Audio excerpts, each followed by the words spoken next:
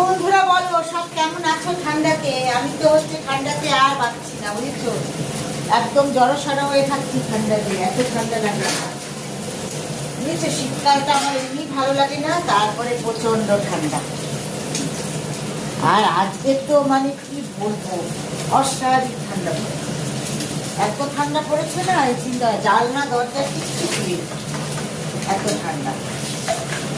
তা কি বলো, সারা কাজ ঠান্ডা পড়লেও মেয়েদের সেই কাজ করতেই হবে, কাজ না করলে চলবে না, রান্না করতেই হবে, খেতে গেলে রান্না করতেই হবে, কি বলো বন্ধুরা? আর কাজ করতেই হবে। তা রান্নার মধ্যে এখন হয়ে গেছে, ভাত করে ফেলেছি, বেগুন ভাজা করেছি গোল গোল করে কয়েকটা, আর এখানে উচ্ছে ভাজা করেছি, আর কাতলা মাছ ভেজে নিলাম, দেখো 4 পিস।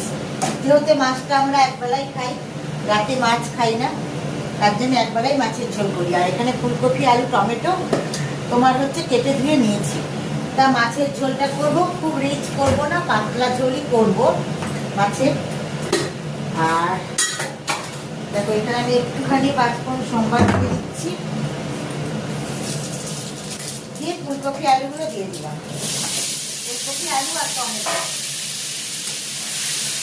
আর মটরের জল মানে ব্যবহার করার কাজ করা কি কষ্ট সকালবেলা, বুঝেছো?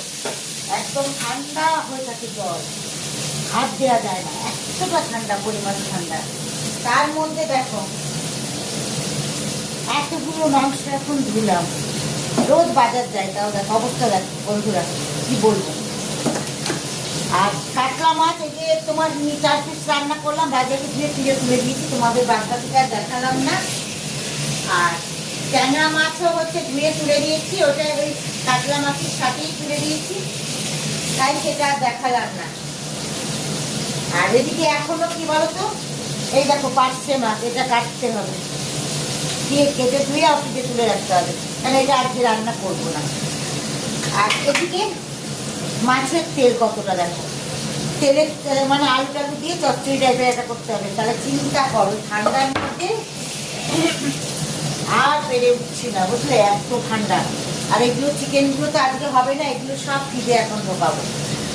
আর শীতকাল মানে কি বলতো, নানা রকম সবজি, তোমাদের শুধু দেখাই, দেখো কতগুলো সবজি নিয়ে এসছে, ফ্রিজ ভর্তি, দেখো তাও সবজি, দেখো দেখো বন্ধুরা, গাদা উঠছে সবজি, দেখেছো?